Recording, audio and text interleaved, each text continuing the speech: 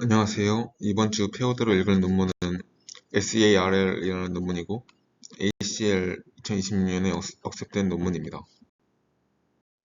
이 논문은 에이전트가 이제 태스크를 풀면서 리유저블한 툴을 만들고 그 툴들을 그래프에 저장을 해서 디펜던시를 좀 보존을 한 다음에 이 그래프 메모리를 기반으로 폴리시랑 이 메모리를 같이 학습시키는 그런 셀프 이볼빙 에이전트 방법론입니다. 툴 유즈, 롱 호라이즌 리즈닝, 멀티 스텝 태스크 솔빙 같은 좀 복잡한 에이전트 태스크를 푸는 것이 점점 중요해지고 있습니다. 그러나 기존 에이전트는 고정된 툴 리스트에서 툴을 선택하거나 태스크마다 새로운 툴을 생성하거나 과거 트라젝토리를 그냥 저장해서 참고하는 식입니다. 하지만 이런 셀프 이볼빙 에이전트 관점에서는 에이전트가 경험을 통해서 폴리시랑 메모리 모두를 발전시켜야 합니다. 그래서 이전 연구의 문제점을 좀 정리를 해보면 기존 툴 제너레이션 방법에서는 생성된 툴이 좀 구조화가 안 돼 있어서 툴 간의 디펜던시를 잘 보존을 못하고, 그리고 작은 LLM은 이런 모놀리틱 툴을 잘 만들지 못한다는 문제가 있습니다. 그리고 기존의 메모리랑 익스페리언스 기반 방식은 이 과거 트라이토리를 활용은 하지만 그냥 저장해놓고 리트리버를 해서 쓰는 식이라서 이 툴 사이의 디펜던시를 잘 잡지 못합니다. 그리고 기존의 에이전틱 RL에서는 이게 트레이토리 레벨에서만 리워드가 주어져서 리워드가 굉장히 스파스합니다. 그래서 스텝 레벨을 고려하지 않아서 어떤 스텝에서 어떤 툴 콜이 얼마나 좋았는지를 측정할 수 없습니다. 그래서 대부분 폴리시 파라미터만 최적화를 하고 메모리는 업데이트하지 않는 식입니다. 이를 해결하기 위해 저자들은 SARL이라는 방법을 제안했고, 이 4개 단계로 설명해 드리겠습니다. 먼저 스트럭처 트라젝토리 제너레이션입니다.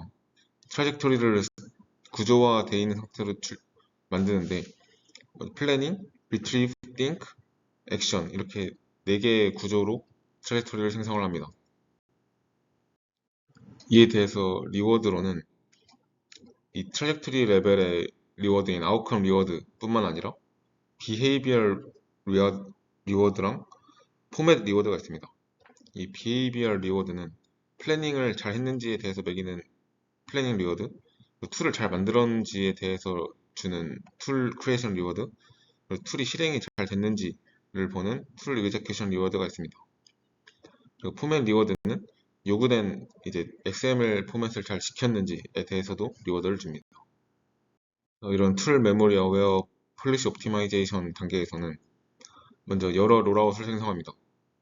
같은 태스크에 대해서 여러 트라젝토리를 롤아웃을 하고 그 다음에 에피소드 레벨 어드밴티지라고 해서 트라젝토리 레벨에서 어떤 트라젝토리가 더 좋았는지 비교를 합니다. 그리고 스텝 레벨 어드밴티지를 계산하는데 이 스텝 레벨 어드밴티지는 이제 같거나 비슷한 툴을 사용한 스텝에서 그 다음 액션들끼리의 리턴 투 고를 비교합니다. 리턴 투 고는 이제 현재 스텝에서 트라젝토리 끝까지 얻게 되는 리워드의 합입니다. 그래서 이를 통해 어떤 스텝이 더 좋았는지를 평가합니다. 그리고 이 앞에 두 스텝에서 얻었던 어드밴티지를 계산을 해가지고 최종 어드밴티지를 구한 다음에 폴리시를 업데이트합니다.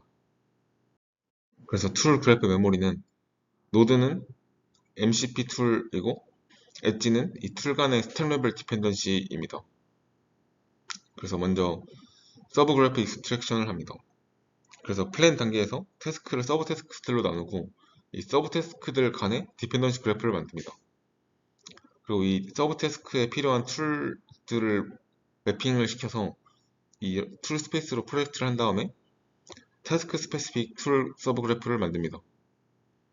그 다음에 에이전트가 만약에 새로운 툴을 만들면 이 툴을 일단 캔디데이트 풀에 넣고 이제 다 끝난 다음에 리워드가 높은 툴을 최종적으로 레지스트레이션 합니다.